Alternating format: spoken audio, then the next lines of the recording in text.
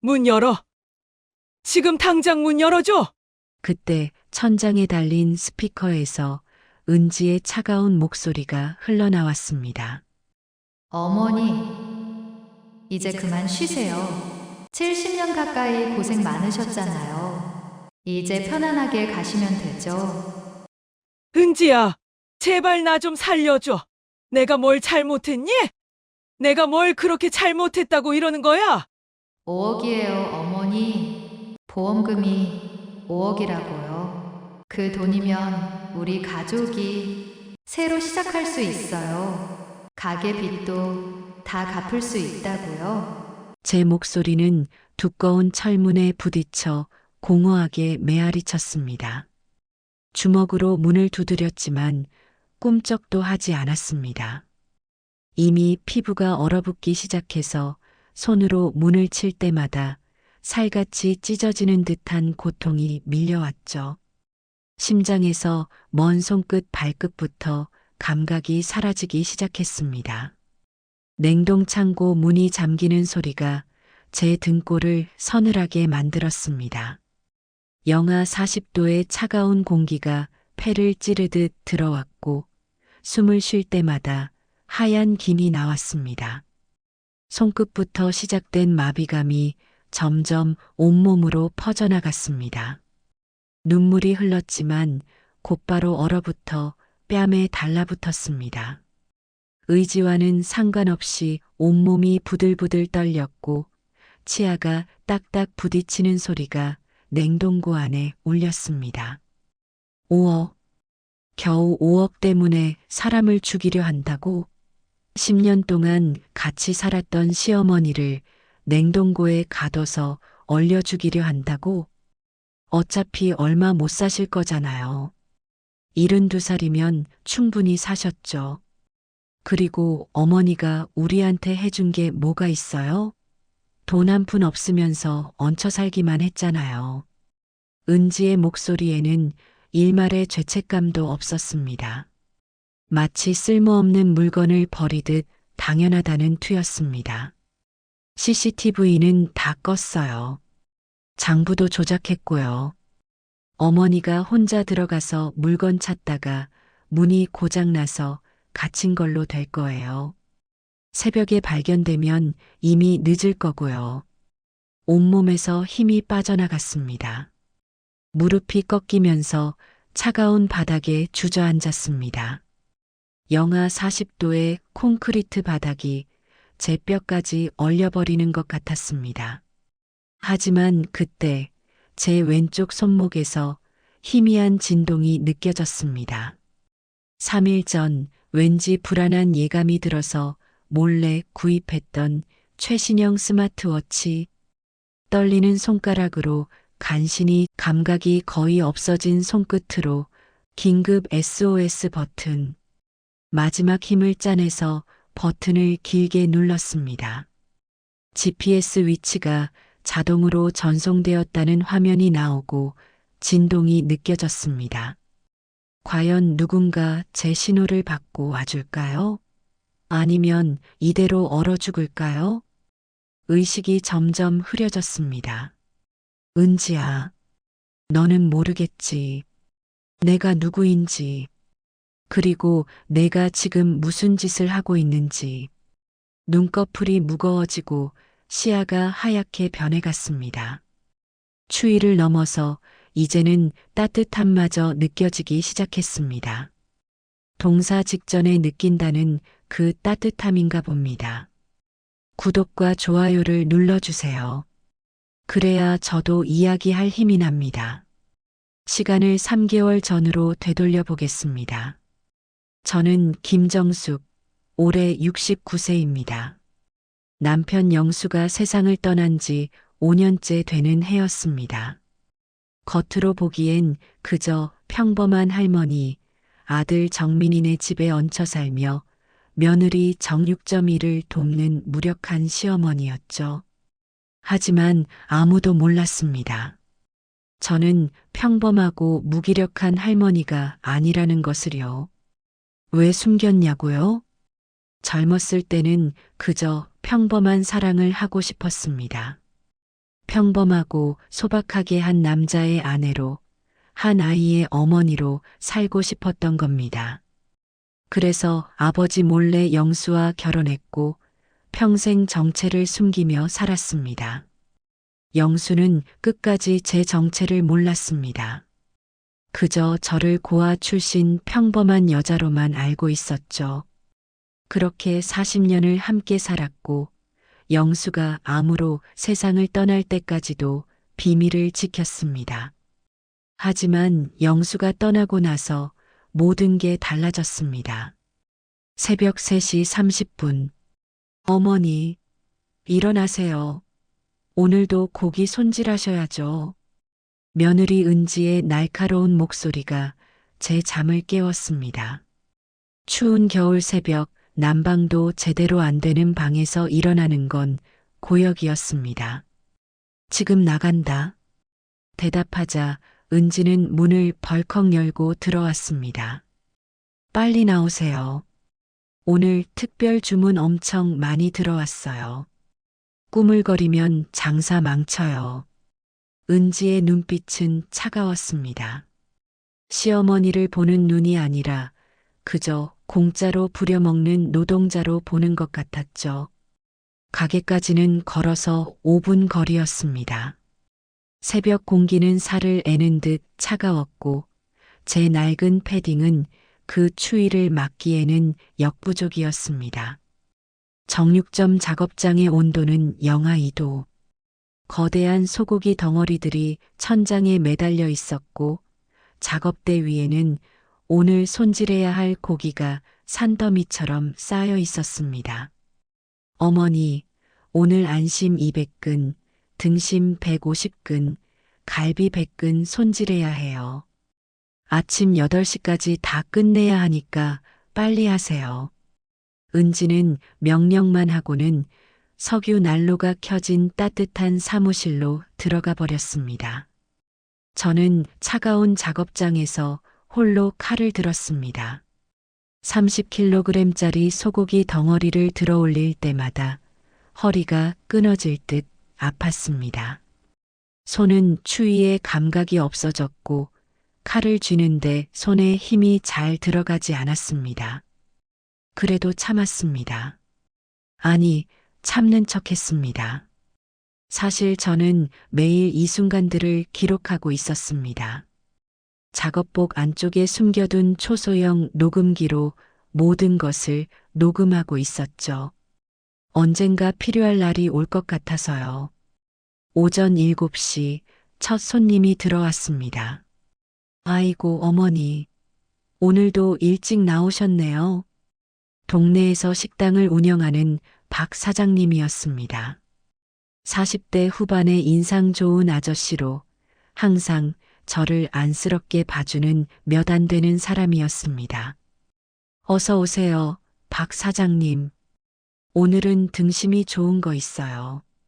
어머니 얼굴이 오늘도 많이 안 좋아 보이시는데 괜찮으세요? 그때 은지가 사무실에서 튀어나왔습니다.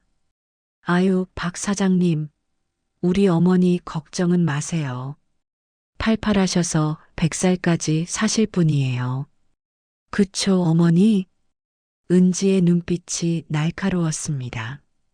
쓸데없는 말하지 말라는 무언의 경고였죠. 네, 괜찮습니다. 등심 5근 포장해 드릴게요. 박 사장님이 나가자 은지가 제게 다가왔습니다. 어머니, 손님들한테 불쌍한 척하지 마세요. 우리 가게 이미지 망가뜨리지 말고요. 창피해 죽겠어요. 알았다. 그리고 오늘 저녁에 친정 식구들 와요. 특수 부위로 상 제대로 차려놓으세요. 실수하면 안 되는 거 아시죠? 또 친정 식구들을 불렀네요. 한 달에 2번씩은 꼭 와서 비싼 한우를 공짜로 먹어대는 사람들이었습니다. 은지는 그때마다 최고급 부위를 아낌없이 내놓았죠. 자기 돈도 아닌데 말입니다. 저녁 7시 은지 친정 식구들이 우르르 몰려왔습니다. 어머님, 잘 계셨어요? 은지 친정어머니 한영자 씨가 들어오면서 가식적인 미소를 지었습니다. 60대 초반인데도 명품으로 온몸을 휘감고 다니는 전형적인 속물이었죠. 네, 어서 오세요. 우리 은지가 시어머니 잘 모시죠? 힘든 일 안 시키죠? 그럼요. 잘하고 있습니다. 거짓말이었습니다. 하지만 무슨 말을 할 수 있겠습니까? 며느리 앞에서, 며느리 친정 식구들 앞에서. 다행이네요. 요즘 시어머니 모시는 며느리가 어디 있어요? 우리 은지가 효녀죠. 어머니 정육점 일도 도와주고 말이에요. 도와준다. 하루 12시간 묵음 노동을 도와준다고 표현하네요. 노예도 이것보다는 나을 텐데. 은지 아버지도 거들었습니다. 어머님도 일할 때가 있어서 좋으시죠? 집에만 있으면 치매 걸린다던데. 네. 그렇죠. 제가 뭐라고 대답할 수 있겠습니까? 그저 고개를 끄덕일 뿐이었습니다. 어머니, 고기 좀 더 구워오세요. 아버지가 더 드시고 싶대요. 은지가 명령했고 저는 묵묵히 주방으로 갔습니다. 주방에서 고기를 굽는 동안 거실에서 들리는 대화 소리가 귀에 들어왔습니다. 언니, 시어머니, 진짜 재산이 하나도 없어? 집도 없고? 은지 남동생 목소리였습니다. 없어. 내가 다 확인해 봤어. 어떻게 통장에 100만 원도 없더라. 매달 기초연금 받는 거 빼면 진짜 빈털털이야. 거짓말이었습니다. 제 통장에는 정확히 87만 원이 있었습니다. 은지가 매달 몰래 빼가는 돈을 제외하면 말이죠. 그래도 나이가 있으니까 기초연금은 나오겠네. 그거라도 모아두면 되지. 아빠, 그것도 제가 관리하고 있어요. 어머니가 치매 기운이 있으셔서 돈 관리를 못 하시거든요. 치매라니. 저는 아직도 셰익스피어 전집을 외우고 머릿속에 다 담고 있는데 말입니다. 그때 한영자 씨가 목소리를 낮췄습니다. 근데 은지야, 시어머니가 언제까지 살까? 이제 나이가 나이인데. 엄마, 그런 말 하지 마세요.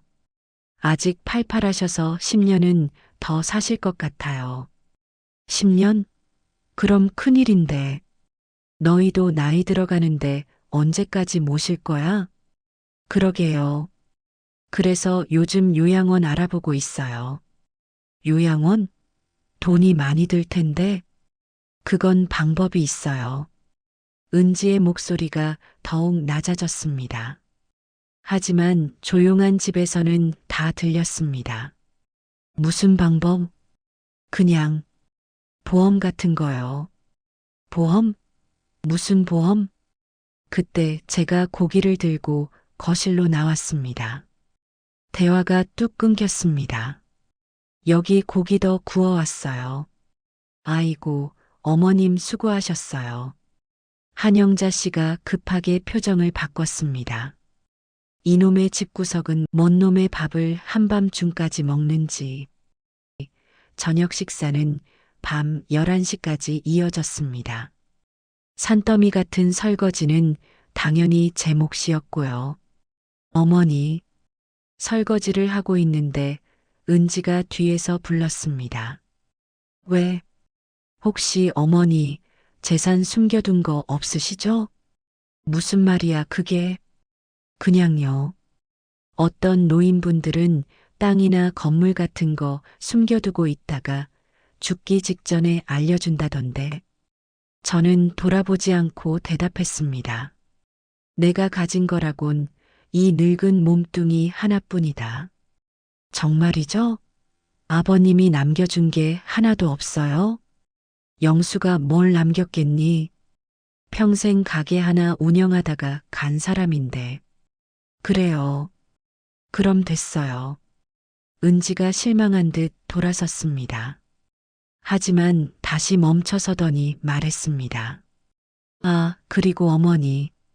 내일부터 새벽 3시에 나오세요. 30분 더 일찍이요. 왜? 추석 대목이 다가와서 주문이 밀렸어요. 그리고 어머니 용돈 이번 달은 5만 원만 드릴게요. 가게 사정이 어려워서요. 용돈이라고 부르기도 민망한 10만 원을 5만 원으로 줄인다니. 하지만 뭐라고 할 수 없었습니다. 알았다. 다음 날 새벽 3시. 더 일찍 일어나니 몸이 더욱 힘들었습니다. 정육점에 도착하니 은지는 벌써 와서 제가 할 일을 산더미처럼 쌓아놓고 있었습니다. 어머니, 오늘 소 한 마리 통째로 손질해야 해요. 낮 12시까지 다 끝내야 하니까 쉬지 말고 하세요. 소 한 마리라니. 그건 보통 남자 2~3명이 해야 할 일인데. 왜요? 못 하시겠어요? 그럼 다른 사람 구할 테니까 어머니는 집에 계세요. 쓸모없으면 필요 없으니까. 협박이었습니다. 일을 못하면 내쫓겠다는. 아니다. 할 수 있다. 그럼 빨리 시작하세요. 거대한 소고기 덩어리와 씨름하면서 저는 생각했습니다. 언제까지 이렇게 살아야 하나? 왜 이렇게 살고 있나? 하지만 아직은 때가 아니었습니다. 왜 그랬나 싶지만 저는 뭔가 결정적인 순간을 기다리고 있었던 것 같습니다.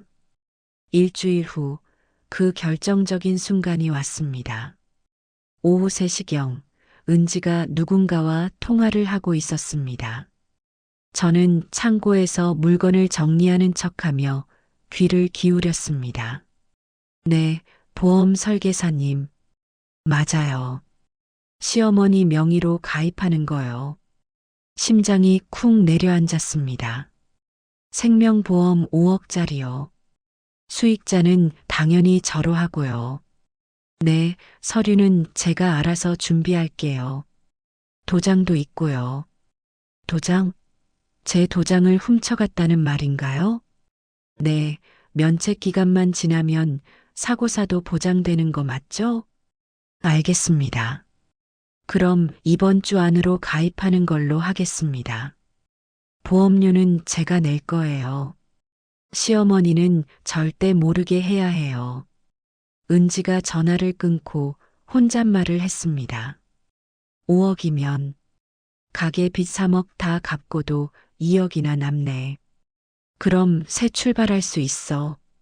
그때 문득 은지와 눈이 마주쳤습니다. 저는 급하게 시선을 돌리고 물건을 정리하는 척했습니다. 어머니, 거기서 뭐 하세요? 보다시피 물건 정리하고 있다. 아, 그래요? 근데 어머니, 요즘 많이 깜빡깜빡하시죠? 아니, 괜찮은데. 그래도 병원 한번 가보세요. 치매 검사 같은 거 받아보시고요. 왜 갑자기 치매 검사를? 그냥 걱정되어서요. 어머니가 자꾸 실수하시니까. 실수라니. 제가 언제 실수를 했다고. 어제도 고기 자르다가 실수하셨잖아요. 그건 은지가 갑자기 뒤에서 소리를 질러서 놀란 거였는데. 어쨌든 병원은 가보세요. 제가 예약해 드릴게요. 은지의 눈빛이 이상했습니다. 뭔가 계획이 있는 눈빛이었죠. 그날 밤 저는 잠을 이룰 수 없었습니다. 은지가 정말로 나를 죽이려고 하는 건가? 단돈 5억 때문에? 아무리 생각해도 믿기지 않았습니다. 10년 동안 한 집에서 살았던 사람이 아들의 아내가 그럴 리가 없다고 생각하고 싶었습니다. 하지만 며칠 후 제 생각이 틀리지 않았다는 걸 확인하게 되었습니다. 새벽 2시 화장실에 가려고 일어났는데 거실에서 불빛이 보였습니다. 은지가 노트북으로 뭔가를 보고 있었습니다. 조심스럽게 다가가서 몰래 화면을 봤습니다. 냉동창고 사망사고 사례, 생명보험 보험금 지급 조건, 사고사로 위장하는 방법, 이런 검색어들이 화면에 가득했습니다. 손이 떨렸습니다. 정말로 은지가 나를 죽이려고 계획하고 있었던 겁니다. 그때 은지가 뒤를 돌아봤습니다. 어머니, 화장실 가려고. 아, 그러세요. 근데 어머니, 남의 것 훔쳐보는 건 예의가 아니죠? 미안하다. 저는 서둘러 화장실로 갔습니다.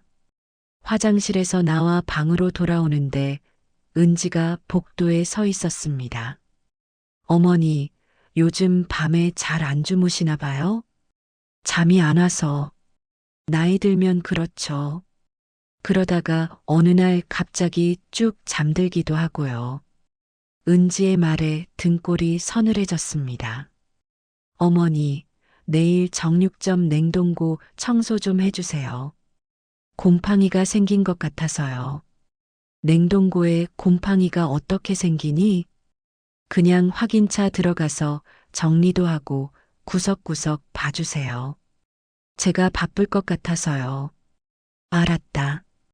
대답은 했지만 불안했습니다. 왜 하필 냉동 창고일까? 방으로 돌아온 저는 옷장 깊숙한 곳에 숨겨둔 핸드폰을 꺼냈습니다.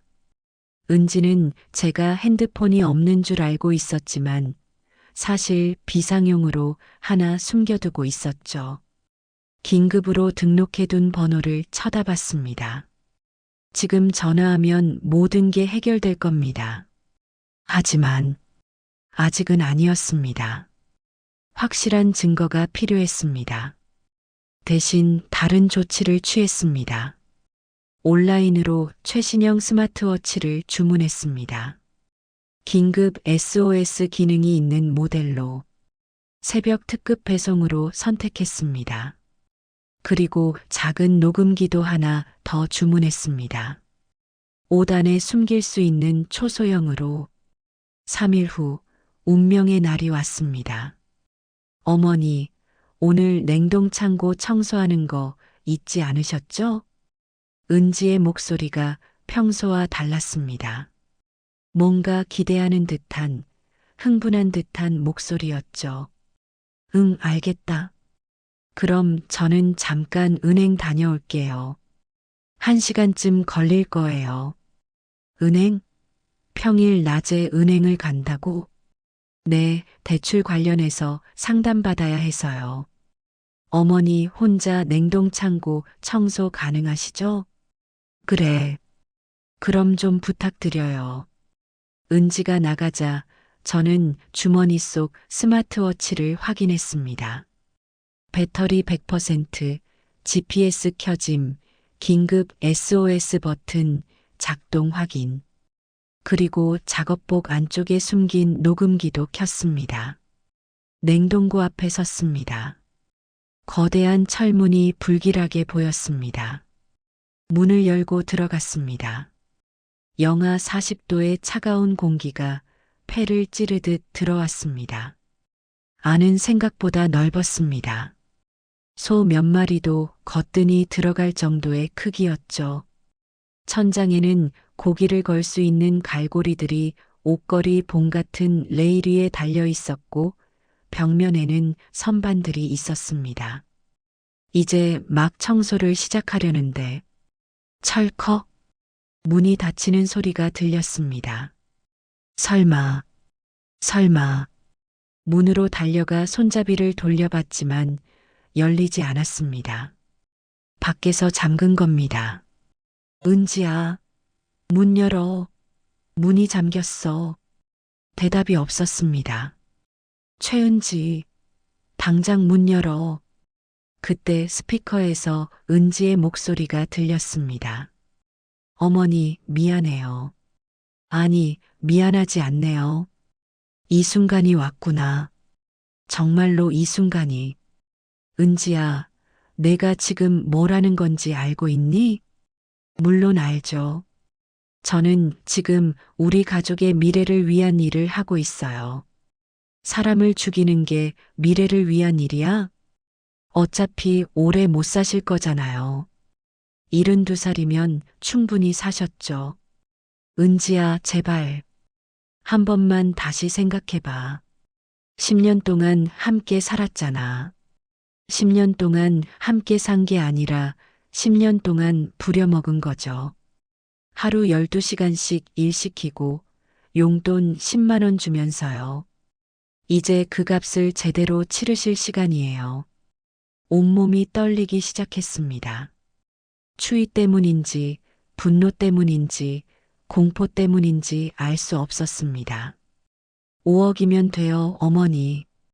그 돈이면 가게 빚도 갚고 다시 시작할 수 있어요. 민호는 이 사실을 알고 있니? 민호는 몰라요. 애한테 무슨 죄가 있겠어요. 그냥 할머니가 갑자기 돌아가신 걸로 알게 될 거예요. 정민이는? 내 아들은? 정민 오빠요? 그 한심한 인간이 뭘 알겠어요. 컴퓨터 앞에 앉아서 매일 게임만 하고 있는데, 그래도 어머니가 돌아가시면 슬퍼하겠죠. 며칠 정도는요. 눈물이 났습니다. 차가운 공기 때문에 금세 얼어붙었지만, 은지야, 지금이라도 늦지 않았어. 문 열어주면 없던 일로 할게. 거짓말하지 마세요. 어머니 성격에 그럴 리 없잖아요. 그리고 이미 늦었어요. CCTV는 다 껐고 저는 지금 은행에 있는 걸로 알리바이도 완벽해요. 어머니가 혼자 청소하다가 문이 고장나서 갇힌 거예요. 불행한 사고죠. 그때 제 손이 주머니 속 스마트워치를 찾았습니다. 은지야, 마지막으로 할 말이 있어. 뭔데요? 유언이라도 하시게요? 너는 모르겠지만 나는 내가 생각하는 그런 사람이 아니야. 무슨 소리예요? 어머니는 그냥 돈 없고 힘없는 늙은이잖아요. 아니야. 나는 내가 생각하는 그런 쉬운 사람이 아니야. 은지가 웃었습니다. 어머니, 이제 정신까지 나가셨네요. 그런 사람이 왜 여기서 고기를 손질하고 있었어요? 언젠가 알게 될 거야. 그리고 후회하게 될 거야. 미안한데요, 어머니. 그럴 일은 없을 거예요. 왜냐하면 어머니는 오늘 여기서 나갈 수가 없을 테니까요. 스피커가 꺼졌습니다. 저는 떨리는 손으로 스마트워치의 SOS 버튼을 눌렀습니다. 손가락이 긴장된 만큼 더 힘있고 길게 눌렀습니다.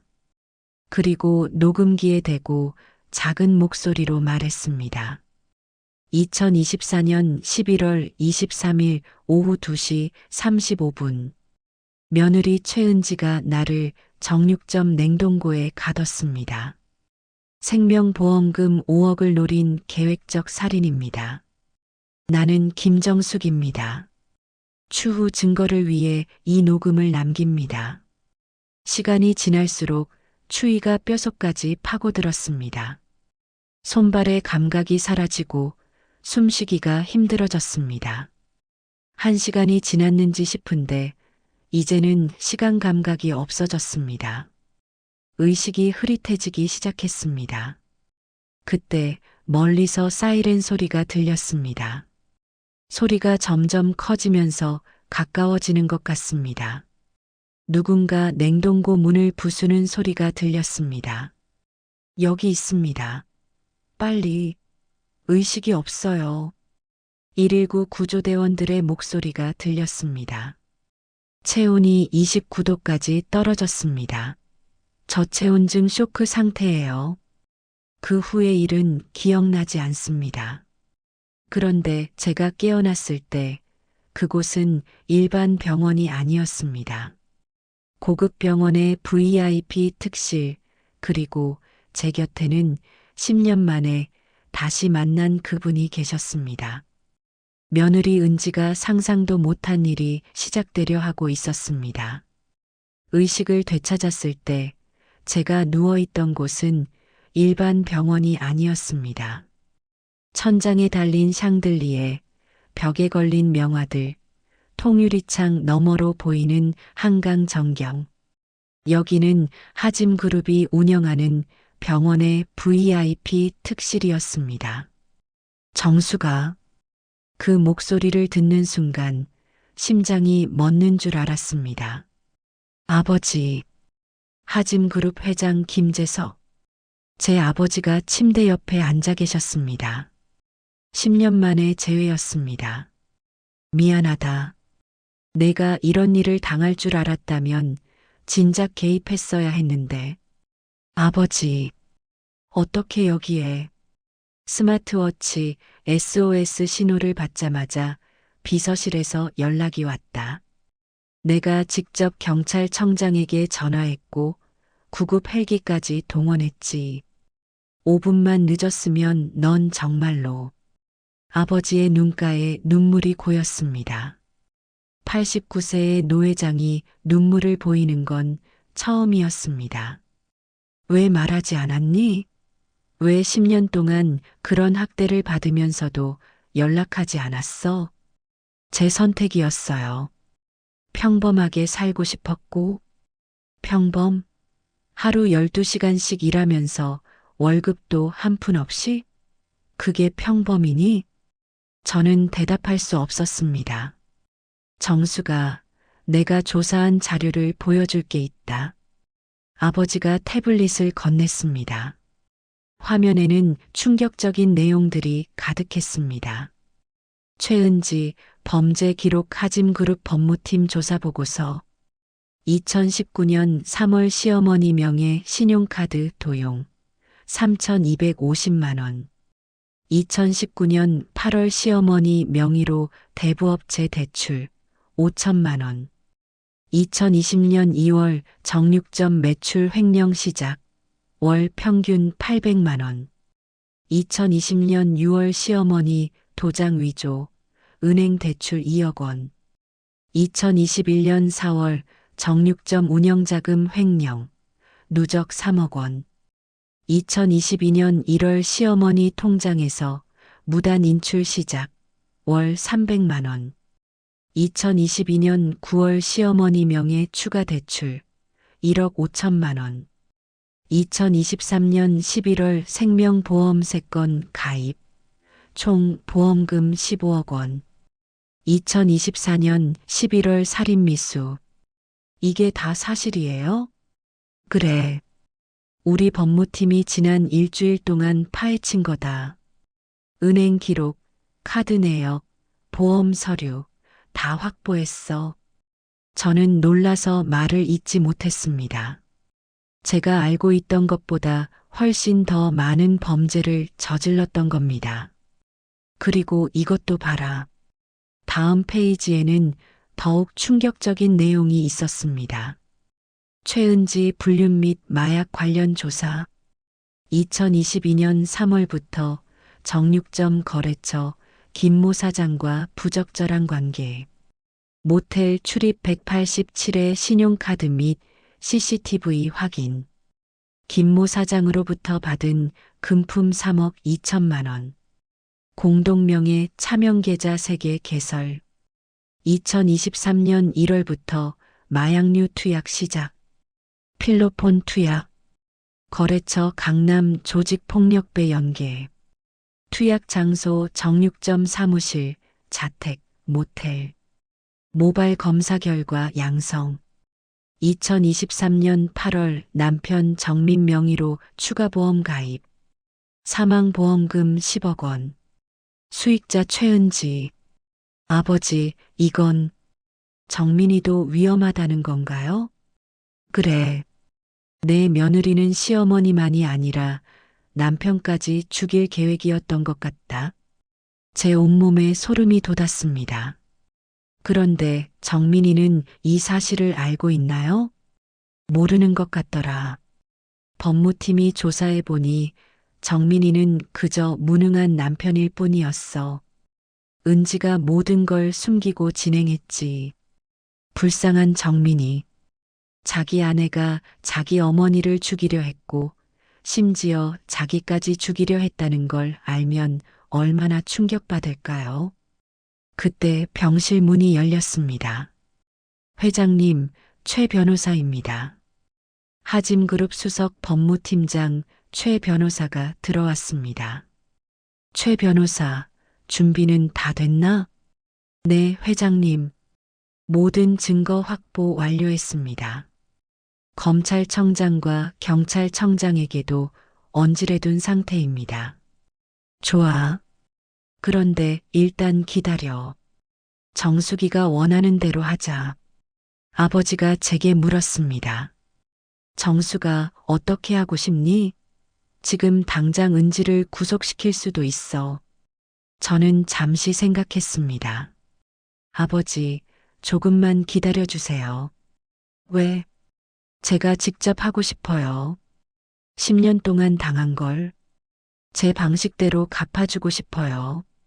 그럼 네가 위험할 수 있어. 괜찮아요. 그리고 정민이도 생각해야 해요. 아무것도 모르는 아들이 갑자기 이런 충격을 받으면 아버지가 고개를 끄덕였습니다. 좋다. 내가 원하는 대로 해라. 대신 보호장치는 확실히 하자. 감사합니다, 아버지. 최 변호사, 정수기가 퇴원하면 24시간 경호팀 붙여. 그리고 정육점과 집에 안 보이는 카메라 설치하고. 알겠습니다, 회장님. 일주일 후 저는 퇴원했습니다. 집으로 돌아가기 전 아버지가 마련한 안가에서 작전을 짰습니다. 사모님, 이 펜은 녹음기입니다.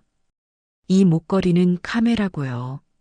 최 변호사가 여러 장비들을 보여줬습니다. 그리고 이 약은 가짜 치매약입니다. 영양제니까 먹어도 아무 해가 없지만 약을 먹는 척하면서 은지를 안심시키세요. 네, 알겠습니다. 저는 집으로 돌아갔습니다. 어머니, 정민이가 허둥지둥 달려왔습니다. 어머니, 정말 괜찮으세요? 병원에서 연락받고 얼마나 놀랐는지. 괜찮다, 정민아. 은지는 어디 있니? 안방에 있어요. 어머니 오신다고 했더니 방에 들어가서 안 나와요. 그래. 저는 안방으로 갔습니다. 노크를 하고 들어가니 은지가 침대에 앉아 있었습니다. 어머니, 정말 다행이에요. 살아나셔서. 은지의 얼굴은 창백했습니다. 저는 은행에 있었어요. 어머니가 혼자 들어가셨다가 문이 고장나서 은지가 제 눈을 뚫어지게 쳐다봤습니다. 어머니, 혹시 기억나세요? 냉동 창고에서 무슨 일이 있었는지? 기억 잘 안 나네. 춥고 무서웠던 것만 기억나. 저는 일부러 혼란스러운 척 연기했습니다. 병원에서 뭐라고 했어요? 의사가 저체온증 때문에 기억이 좀 헷갈릴 수 있다고 했어. 은지의 표정이 살짝 밝아졌습니다. 그렇구나. 어머니, 앞으로 조심하셔야 해요. 나이가 있으시니까 이런 사고가 또 날 수 있어요. 그래, 조심해야지. 그런데 어머니, 이것 좀 서명해 주세요. 은지가 서류를 내밀었습니다. 이게 뭐니? 병원 보험 청구 서류예요. 어머니 이름으로 되어 있어서요. 하지만 자세히 보니 생명보험 추가 가입 서류였습니다. 5억이 모자랐는지 또 다른 보험을 들려는 것 같았습니다. 저는 일부러 떨리는 손으로 엉뚱한 곳에 서명했습니다. 어머니, 여기가 아니라 여기요. 아, 미안. 잘 안 보여서. 은지가 짜증났는지 제 손을 잡고 억지로 서명하게 했습니다. 됐어요. 어머니 좀 쉬세요. 은지가 나가자 저는 목걸이 카메라를 켜고 중얼거렸습니다. 최은지, 보험 사기 및 문서 위조, 증거 확보. 그날부터 저는 완벽한 치매 환자 연기를 시작했습니다. 어머니, 밥 드셨어요? 응. 아, 오늘 아침을 먹었나? 안 먹었나? 기억이 안 나네. 아침에 드셨잖아요. 그랬나? 모르겠는데 나 지금 배고픈데. 하루에도 몇 번씩 같은 질문을 반복하고 사람 이름을 헷갈리고 방향을 잃은 척 했습니다. 은지는 완전히 속아 넘어갔습니다. 오히려 좋아하는 것 같기도 했죠. 오빠, 어머니 진짜 치매 오신 것 같아. 정민이에게 속삭이는 걸 들었습니다. 그래도 우리 어머니인데. 우리 어머니? 돈 한 푼 없는 치매 노인을 언제까지 모실 거야? 요양원 보내야 해. 내가 알아볼게. 좋은 요양원 있다고 들었어. 그러면서도 은지는 계속 제 명의로 뭔가를 하고 있었습니다. 새벽에 몰래 일어나 은지의 방을 들여다봤습니다. 책상 위에는 서류들이 가득했습니다.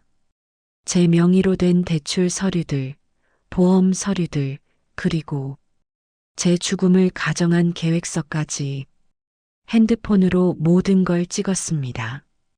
비서실에서 해줘서 하짐그룹 사내 디스켓에 자동 저장되도록 설정이 돼 있었습니다. 어머니, 갑자기 뒤에서 은지 목소리가 들렸습니다. 여기가 어디지? 화장실 가려고 했는데 치매 연기를 완벽하게 했습니다.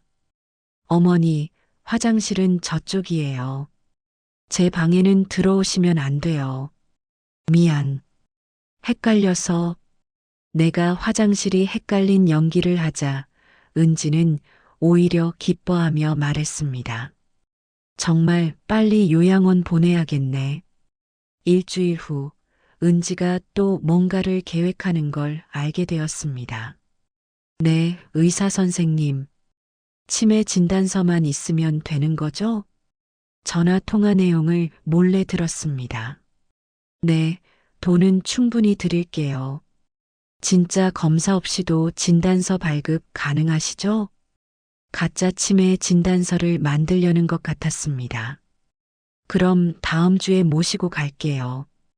형식적으로만 검사하고 바로 중증 치매 진단서 부탁드려요. 저는 녹음기를 켜고 모든 걸 녹음했습니다. 그리고 그날 밤 최 변호사에게 문자를 보냈습니다. 1단계 시작해 주세요. 다음 날 아침 정육점에 검은 양복을 입은 사람들이 나타났습니다. 최은지 사장님 계십니까? 네, 저예요. 누구시죠? 국세청입니다. 세무조사 나왔습니다. 세무조사요? 왜 갑자기? 탈세 제보가 들어왔습니다. 지난 5년간 장부 다 준비해 주세요. 은지의 얼굴이 하얗게 질렸습니다. 저는 그런 적 없는데요. 뭔가 오해가 있는 것 같은데요. 오해는 조사해 보면 알 수 있겠죠. 일단 컴퓨터와 모든 서류 압수합니다. 세무조사는 일주일 동안 계속됐습니다. 결과는 충격적이었습니다. 10억 횡령, 8억 탈세, 추징금은 10억입니다. 10억이요? 그런 돈이 어디 있어요? 없으면 재산 압류 들어갑니다. 정육점도 경매로 넘어가고요. 이거 누가 신고한 거예요? 정말 재수가 없네. 그건 알려드릴 수 없습니다. 은지가 저를 노려봤습니다. 어머니, 설마, 내가 뭘? 저는 멍한 표정으로 은지를 봤습니다. 완벽한 치매 환자 연기였죠. 며칠 후 더 큰 일이 터졌습니다. 최은지 씨, 마약 투약 혐의로 긴급 체포합니다. 새벽 6시 형사들이 들이닥쳤습니다. 뭐, 마약이요? 무슨 소리예요? 제보가 들어왔고 압수수색 영장 발부받았습니다. 모발 검사도 실시하겠습니다. 미친. 이건 모함이에요. 하지만 은지의 방에서 필로폰이 발견됐고 모발 검사 결과도 양성이었습니다. 어떻게 이런 일이. 정민이가 놀라서 달려왔습니다. 은지야, 이게 무슨 일이야? 마약이라니. 오빠, 나 모함이야. 누군가 나를 모함하는 거야.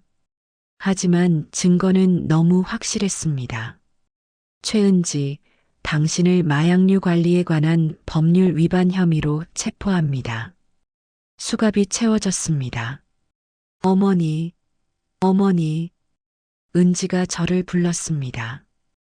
왜 그러니? 어머니가 한 거죠? 내가 뭘? 나는 자다가 방금 일어났는데. 저는 잠옷 차림을 한 채 멍한 표정을 지었습니다. 아니에요. 그럴 리 없어. 치매 걸린 노인이 어떻게. 은지가 중얼거리며 연행됐습니다. 은지는 구속됐습니다. 보석금이 5억이나 나왔는데 세무조사로 재산이 다 압류된 상태라 보석금을 낼 수 없었죠. 구치소 면회를 갔습니다. 어머니, 철창 너머 은지는 완전히 다른 사람이 되어 있었습니다. 화장기 없는 얼굴은 창백했고 눈은 충혈되어 있었습니다. 은지야, 괜찮니? 어머니, 정말 어머니가 한 거 아니에요? 내가 뭘? 나는 요즘 통 기억이 안 나서. 저는 계속 치매 연기를 했습니다. 어머니, 제발 진실을 말해주세요. 어머니가 한 거 맞죠? 무슨 말인지 모르겠구나. 내가 뭘 어떻게 한단 말이니? 은지는 절망적인 표정을 지었습니다. 그런데 은지야, 궁금한 게 있어. 뭐요? 내가 정말 날 죽이려고 했니? 냉동고에 가둔 거? 은지의 눈이 흔들렸습니다. 아니에요. 그건 사고였어요. 그래. 근데 왜 내 생명보험을 들었니? 5억짜리를. 그건. 은지가 말을 더듬었습니다. 괜찮아. 다 용서할게. 대신 진실을 말해줘. 정말요? 정말 용서해 주실 거예요? 그럼 나는 너를 며느리로 생각하니까. 은지가 눈물을 흘렸습니다. 어머니, 죄송해요. 정말 죄송해요. 제가 미쳤었어요. 그래서, 네. 제가 어머니를 냉동고에 가뒀어요. 보험금 때문에. 가게 빚이 너무 많아서. 얼마나 많은데? 3억이요. 은행에서 독촉이 심해서 어머니 보험금이면 다 해결될 것 같아서. 그래서 나를 죽이려고. 죄송해요. 정말 죄송해요. 은지가 울면서 고개를 숙였습니다. 저는 조용히 일어났습니다. 어머니, 정말 용서해 주실 거죠? 글쎄, 나는 그 기억이 잘 안 나서. 저는 돌아서서 나왔습니다. 밖에는 최 변호사가 기다리고 있었습니다. 다 녹음하셨습니까? 네, 완벽합니다. 자백까지 받았으니 이제 2단계로 넘어가시죠. 좋아요. 이제 시작이에요. 드디어 결정적인 순간이 다가왔습니다. 제가 10년 동안 숨겨온 정체를 밝힐 시간이 왔습니다. 그리고 며느리 은지가 상상도 못한 진짜 지옥이 시작되려 하고 있었습니다. 은지가 구속된 지 한 달이 지났습니다. 그동안 정육점은 세무조사로 압류됐고 정민이는 충격에서 헤어나오지 못하고 있었습니다. 민호는 엄마가 갑자기 사라진 것에 대해 계속 물어봤지만 우리는 엄마가 잠시 멀리 일하러 갔다고 둘러댔죠. 그러던 어느 날 은지의 보석 신청이 받아들여졌습니다. 은지 친정 부모가 집을 담보로 5억을 마련했던 것입니다. 어머니, 집으로 돌아온 은지는 완전히 초췌한 모습이었습니다. 하지만 눈빛만은 여전히 날카로웠죠. 은지야, 고생했구나. 어머니, 이제 정말 끝인가요? 더 이상 하실 건 없으시죠? 나는 네가 무슨 말을 하는지 모르겠다. 저는 여전히 치매 환자인 척했습니다. 그날 저녁 가족이 모두 모인 자리에서 은지가 폭탄 선언을 했습니다. 어머니를 요양원에 보내야겠어요. 정민이가 놀랐습니다. 뭐? 갑자기 왜? 오빠는 몰라. 어머니가 얼마나 위험한지. 치매가 심각해서 자기가 뭘 하는지도 모르셔. 하지만 우리 어머니인데. 우리 어머니? 그럼 오빠가 24시간 돌볼래? 나는 이제 못해. 은지는 서류를 꺼냈습니다. 이미 요양원도 예약했어. 내일 모시고 갈 거야. 그때 제가 입을 열었습니다. 은지야. 네. 나는 요양원에 안 가. 어머니, 이건 어머니를 위한 거예요. 전문적인 돌봄이 필요하세요. 그래. 그럼 내가 하나 물어보자. 뭐요? 내가 진짜로 나를 위한다면 왜 내 명의로 빚을 15억이나 만들었니? 은지의 얼굴이 굳었습니다. 무슨 말씀이세요? 정민이도 놀랐습니다. 어머니, 15억이요? 저는 서류 뭉치를 꺼냈습니다. 하짐그룹 법무팀이 준비한 모든 증거들이었죠. 2019년 3월 4명의 신용카드 도용 3,250만 원. 2019년 8월 4명의 대부업체 대출 5천만 원. 2020년 2월부터 정육점 매출 횡령 월 800만 원. 2020년 6월 내 도장 위조에서 은행 대출 2억. 2022년 1월부터 내 통장에서 무단 인출월 300만 원. 2022년 9월 4명의 추가 대출 1억 5천만 원. 2023년 11월 4명의 생명보험세 건 가입. 총 15억. 하나하나 읽어 내려갈 때마다 은지의 얼굴은 더욱 창백해졌습니다. 이게 다 뭐예요? 어머니가 치매셔서 이제 헛소리까지 하시나 봐요. 헛소리? 그럼 이것도 헛소리야? 저는 노트북을 켰습니다. 은지가 냉동고에 저를 가둘 때의 녹음 파일을 재생했습니다. 5억이면 돼요, 어머니. 그 돈이면 가게 빚도 갚고. 은지 목소리가 선명하게 들렸습니다. 정민이가 벌떡 일어났습니다. 은지야, 이게 정말 내 목소리야? 정말 어머니를 죽이려고 한 거야? 오빠, 이건 조작이야. 어머니가 조작한 거야. 조작? 그럼 이것도 조작이야? 저는 CCTV 영상을 틀었습니다. 하짐그룹 사내 보안팀이 복구한 영상이었죠. 은지가 저를 냉동고에 밀어넣고 문을 잠그는 장면이 선명하게 보였습니다. 이럴 수가. 정민이가 주저앉았습니다. 은지야, 정말 내가 우리 어머니를. 그때 제가 일어섰습니다. 그리고 더 이상 구부정하지 않게 허리를 폈습니다. 눈빛도 달라졌죠. 은지야, 내가 누구인지 알려줄게. 어머니? 정민이와 은지가 동시에 저를 봤습니다.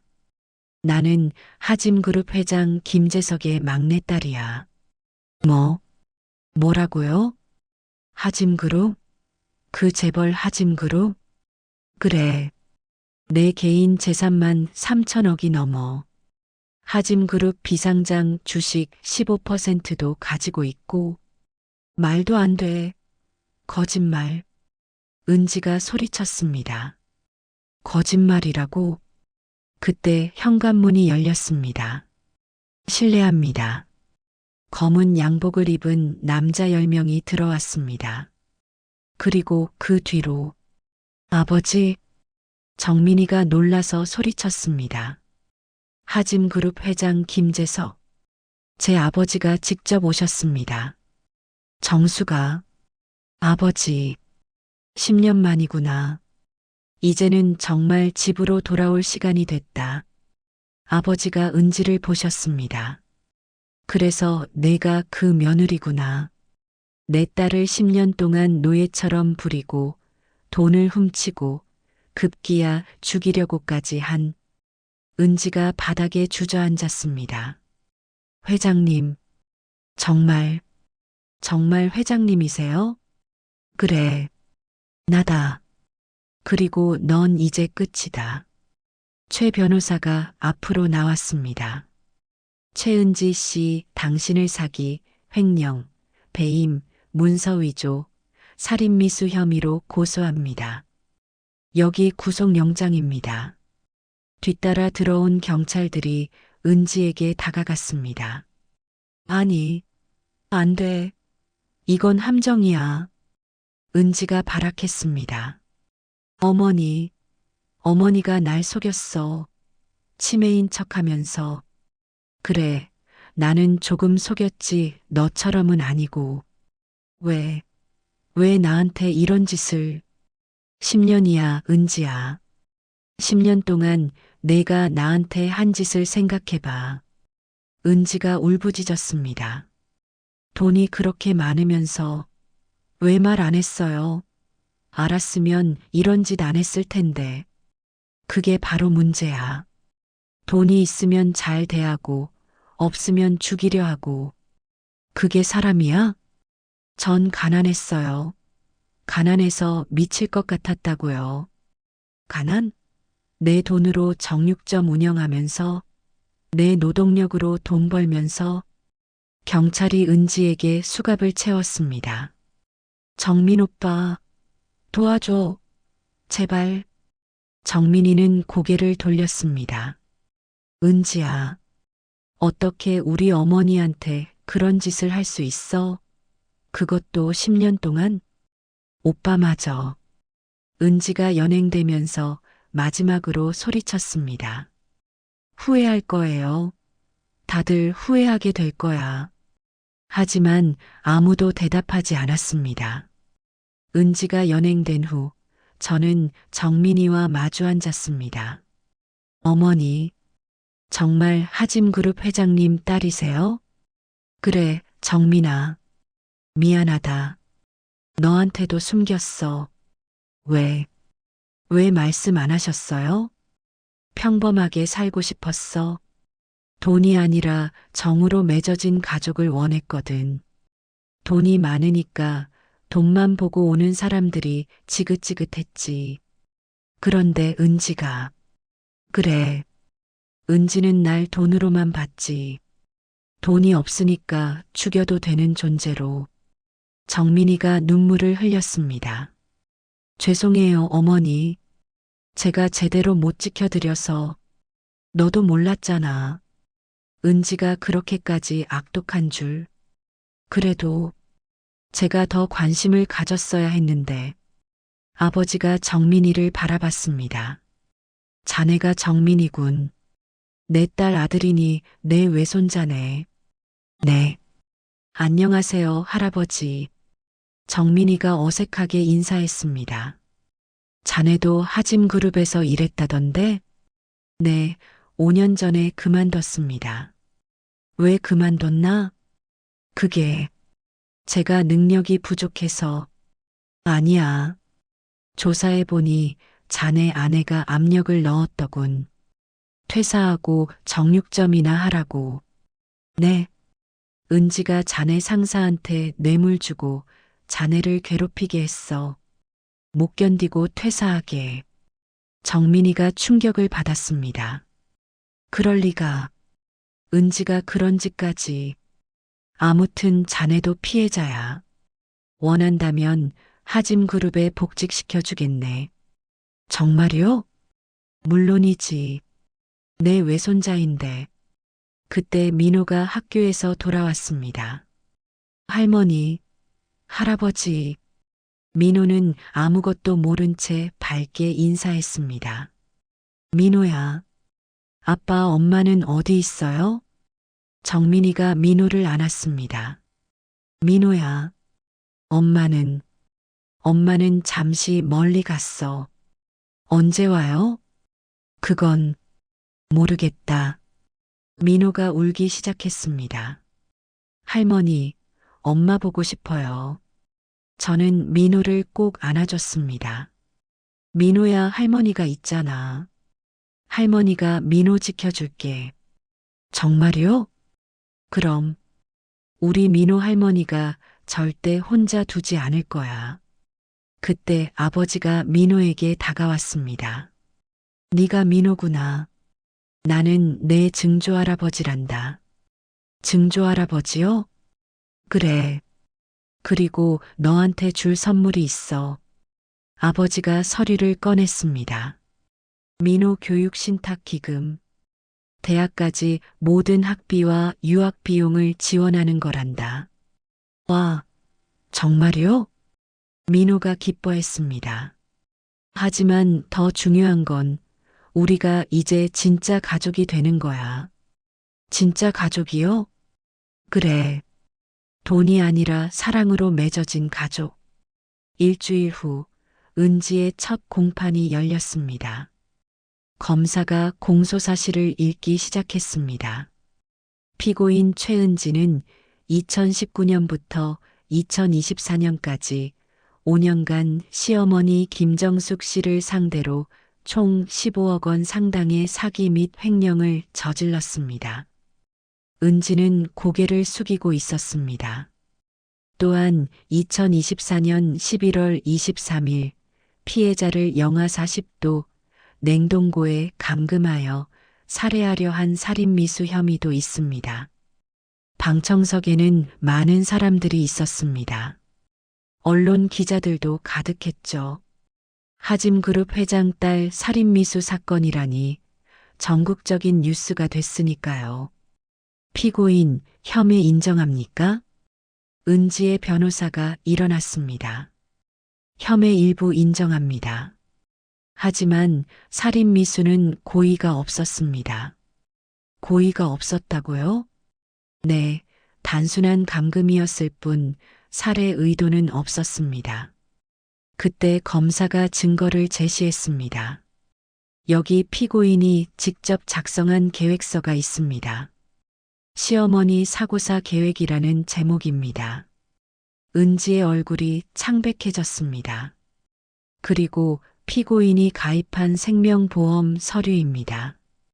피해자 명의로 15억, 본인 남편 명의로 10억. 모두 피고인이 수익자입니다. 방청석이 웅성거렸습니다. 또한 피고인의 불륜 상대 김모 씨와 나눈 카톡 대화입니다. 시어머니 죽이고 보험금 타면 같이 도망가자는 내용입니다. 은지가 벌떡 일어났습니다. 거짓말이에요. 조작이에요. 피고인 자리에 앉으세요. 판사가 제지했습니다. 그때 제가 증인석에 섰습니다. 증인은 피해자 김정숙 씨입니다. 선서해 주세요. 저는 선서를 하고 증언을 시작했습니다. 2024년 11월 23일 무슨 일이 있었습니까? 며느리 은지가 저를 정육점 냉동고에 가뒀습니다. 영하 40도였고 문을 밖에서 잠갔습니다. 피고인이 뭐라고 했습니까? 5억이면 된다고. 보험금 5억이면 가족이 새 출발할 수 있다고 했습니다. 그때 피고인이 정말로 증인을 죽이려 했다고 생각하십니까? 네. 분명히 죽이려 했습니다. 어차피 오래 못 살 거라고 69살이면 충분히 살았다고 했으니까요. 은지가 소리쳤습니다. 거짓말. 다 거짓말이에요. 피고인, 한 번 더 소란 피우면 퇴정시키겠습니다. 판사가 경고했습니다. 증인, 하짐그룹 회장님 딸이라는 게 사실입니까? 네, 사실입니다. 왜 그 사실을 숨기셨습니까? 평범하게 살고 싶었습니다. 돈이 아니라 정으로 맺어진 가족을 원했습니다. 하지만 피고인은 증인을 어떻게 대했습니까? 10년 동안 노예처럼 부렸습니다. 하루 12시간 노동, 월급 없이 용돈 10만 원. 그리고 제 명의로 15억 빚을 만들었죠. 방청석에서 한숨소리가 들렸습니다. 마지막으로 하실 말씀이 있습니까? 저는 은지를 바라봤습니다. 은지야, 너한테 기회는 많았어. 10년 동안 매일매일이 기회였지. 하지만 넌 끝까지 사람이 아니었어. 은지가 울기 시작했습니다. 돈이 있으면 살려두고 없으면 죽여도 되는 존재. 그게 내가 나를 본 시선이었어. 그런 사람과는 가족이 될 수 없어. 재판은 3개월 동안 이어졌습니다. 그리고 마침내 선고일. 피고인 최은지. 은지가 일어섰습니다. 본 법원은 피고인을 살인미수, 사기, 횡령, 배임, 문서위조, 마약류관리법 위반 등의 혐의로 징역 15년을 선고한다. 15년. 방청석이 술렁였습니다. 피고인은 5년간 조직적이고 계획적으로 피해자를 착취했으며 급기야 생명까지 빼앗으려 했다. 죄질이 극히 나쁘고 반성의 기미도 보이지 않는다. 판결이 끝났습니다. 은지가 무릎을 꿇었습니다. 은지는 법정에서 바로 구속됐습니다. 어머니, 어머니. 은지가 연행되면서 절규했습니다. 한 번만 용서해 주세요. 하지만 저는 돌아보지 않았습니다. 이어진 민사소송에서는 손해배상금 30억을 지급하라는 판결이 났습니다. 30억이요? 그런 돈이 어디? 하지만 이것이 끝이 아니었습니다. 진짜 복수는 지금부터였습니다. 은지가 감옥에서 보낼 15년, 그리고 그 이후의 삶까지 제가 준비한 것들이 있었으니까요. 은지가 수감된 지 6개월이 지났습니다. 저는 이제 하짐그룹 회장 딸의 신분을 공개하고 제가 10년 동안 살았던 낡은 집을 떠나 강남의 펜트하우스로 이사했습니다.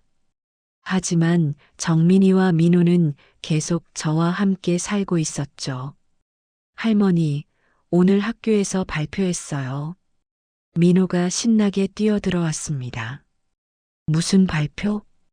우리 할머니가 하짐그룹 회장님 딸이라고요. 친구들이 다 놀랐어요. 그래, 민호는 자랑스러웠구나. 네, 우리 할머니가 제일 멋있어요. 민호는 이제 완전히 밝은 아이로 돌아왔습니다. 사랑을 받으며 건강하게 자라고 있었죠. 어머니, 저 출근합니다. 정민이가 양복을 입고 나왔습니다. 하짐그룹에 복직한 정민이는 이제 부장으로 승진했습니다. 그래, 오늘도 힘내라. 네, 어머니. 그리고 정말 감사합니다. 새 삶을 주셔서. 정민이는 진심으로 감사해했습니다. 무능한 남편에서 당당한 가장으로 변화한 거죠. 그날 오후 저는 특별한 곳을 방문했습니다. 여기가 하짐그룹에서 인수한 정육점입니다. 사모님. 최 변호사가 안내했습니다. 제가 10년 동안 일했던 그 정육점. 이제는 완전히 새로운 모습으로 바뀌어 있었습니다. 간판도 바꿨네요. 네, 정직한 정육점이라고 이름 지으셨잖아요. 맞아요. 정직하게 장사하는 곳이 되었으면 해서 정육점 안으로 들어가니 직원들이 인사했습니다. 사모님, 어서 오세요. 그 중에는 낯익은 얼굴이 있었습니다. 박 사장님? 네, 사모님. 이제 여기서 점장으로 일하고 있습니다. 박 사장은 제가 힘들 때 유일하게 걱정해 주던 분이었죠. 잘 됐네요. 앞으로도 잘 부탁드려요. 그런데 사모님, 냉동창고는 어떻게 하실 건가요? 냉동창고. 제가 죽을 뻔했던 그곳. 없애주세요. 완전히 철거하고 직원 휴게실로 만들어주세요. 네, 알겠습니다. 아, 그리고 이익의 50%는 직원들에게 성과급으로 나눠주세요. 정말요? 감사합니다. 직원들이 기뻐했습니다. 정육점을 나와 저는 또 다른 곳으로 향했습니다. 서울구치소. 면회 신청을 했습니다. 최은지 면회요. 10분 후 은지가 나왔습니다. 6개월 만에 본 은지는 완전히 다른 사람이 되어 있었습니다. 뼈만 앙상하게 남은 얼굴, 초점 없는 눈빛. 어머니, 은지야, 왜 오셨어요? 마지막으로 해줄 말이 있어서. 마지막이요? 그래, 너한테 알려줄 게 있거든. 은지가 고개를 들었습니다. 내 부모님 집 있지? 보석금으로 담보 잡힌 거. 네, 내가 샀어. 경매로 나온 걸 하짐그룹 이름으로. 뭐라고요? 그리고 내 부모님께 제안했지. 평생 무료로 살게 해주겠다고. 대신 조건이 하나 있다고. 무슨 조건이요? 너와 완전히 연을 끊는 것. 면회도 오지 않고 편지도 쓰지 않고 내가 존재하지 않는 것처럼 사는 것. 은지의 눈에서 눈물이 흘렀습니다. 부모님이 뭐라고 하셨어요? 동의했어. 바로 도장 찍었지. 안 돼. 그럴 리 없어.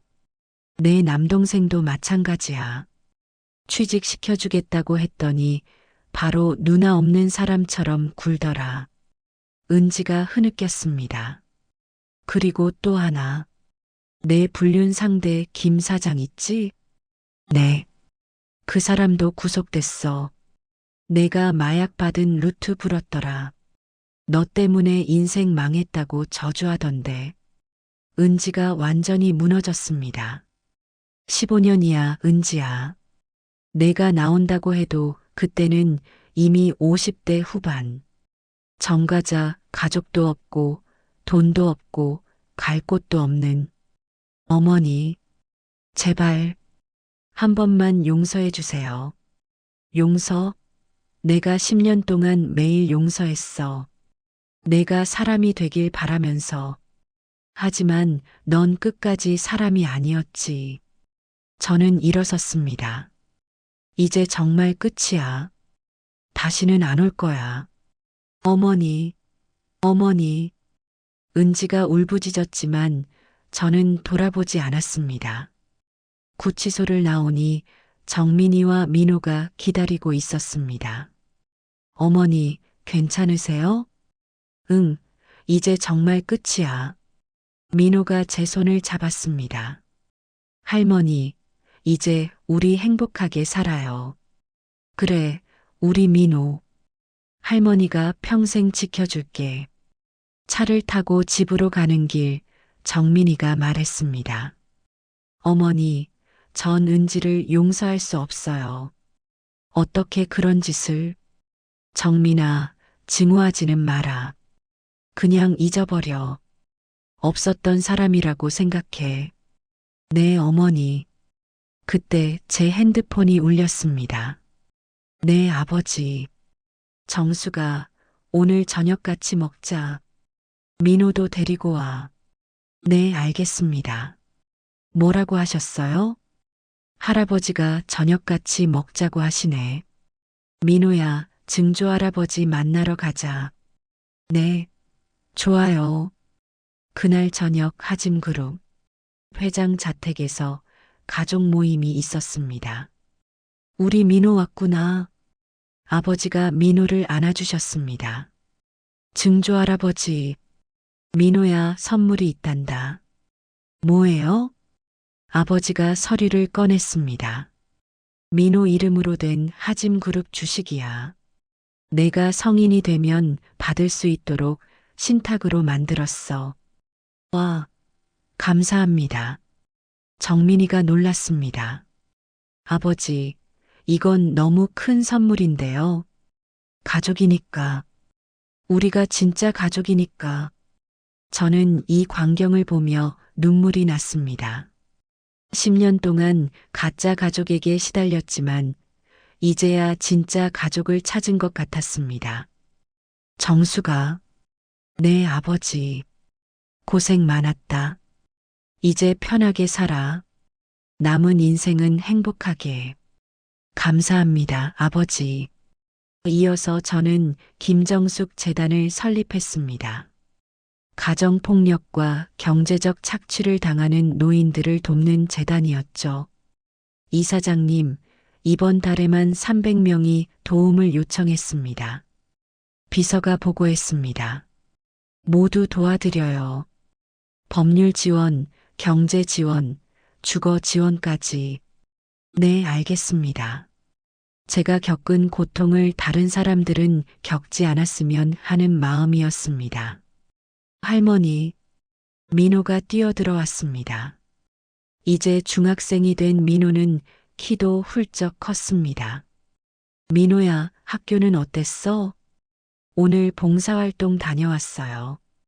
할머니 재단에서 운영하는 노인정이에요. 그래, 어땠어? 할머니들이 제 이야기 듣고 다들 우셨어요. 우리 할머니가 대단하시다고. 저는 민호를 안아줬습니다. 민호야, 할머니는 특별한 사람이 아니야. 그저 끝까지 포기하지 않은 사람일 뿐이야. 그래도 제겐 할머니가 영웅이에요. 고맙다, 우리 민호. 저는 창밖을 바라봤습니다. 가끔 잔인한가 싶기도 합니다. 하지만 용서할 수 없는 일도 있는 법입니다. 이 영상이 도움이 되셨다면 좋아요와 구독 알림 설정 부탁드립니다. 구독해야 매일 좋은 영상을 놓치지 않습니다.